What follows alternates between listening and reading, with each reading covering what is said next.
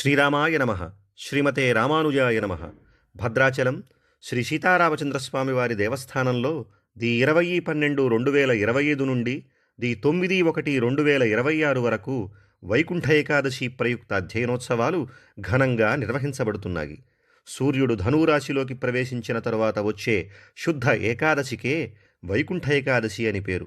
ఆనాడు ముక్కోటి దేవతలు వైకుంఠంలోని ఉత్తరద్వారం నుండి శ్రీ మహావిష్ణువుని దర్శించిన శుభ సమయం కాబట్టి వైకుంఠ ఏకాదశిని ముక్కోటి ఏకాదశి అని కూడా అంటారు. విశేష పుణ్యప్రదమైన వైకుంఠ ఏకాదశి నాడు చేసే శ్రీరామ దర్శనం భక్తకోటికి ముక్తిప్రదం.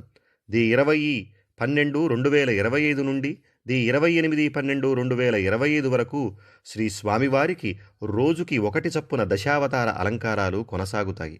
ది 29/12/2025 సాయం సమయంలో పవిత్ర గోదావరిలో జానకిరాముల జలవిహారం హంసాలంకృత తెప్పపై సాగే తెప్పోత్సవం.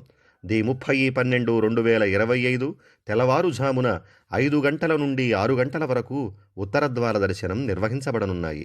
ద్వారదర్శనం టికెట్లు www.bhadradratemple.telangana.gov.in అనే వెబ్సైట్లో లభిస్తున్నాయి. భక్తులు ఈ సౌకర్యాన్ని వినియోగించుకోండి. ఎంతో వైభవంగా జరిగే వైకుంఠ ఏకాదశి మహోత్సవాలకు విచ్చేయవలసిందిగా సాదరంగా